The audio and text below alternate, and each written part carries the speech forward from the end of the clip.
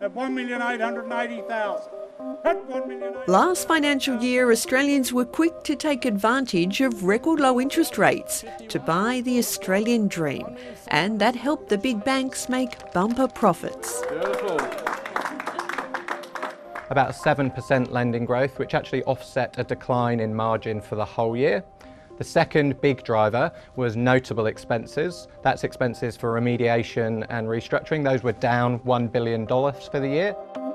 The big banks earned $28.5 billion in 2022, the best result since 2018.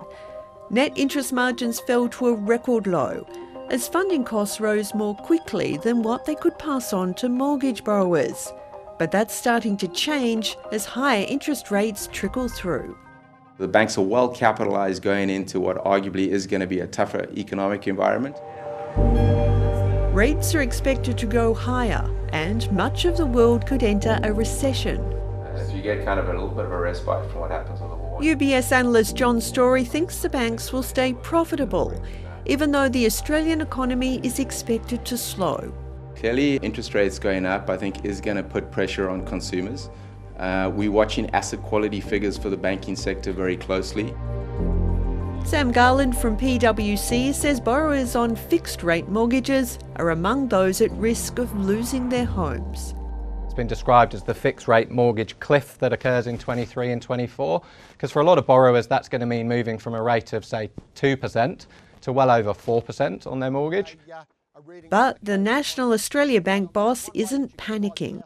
The customers that we think are the most vulnerable are the ones that are seeing increases even beyond, say, a 3% above what they had.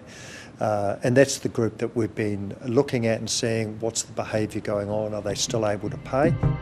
The Reserve Bank raised interest rates from a record low in May to 2.85% to curb the highest inflation in 3 decades. But now there's more signs it could ease back. We've made some really big gains in terms of employment.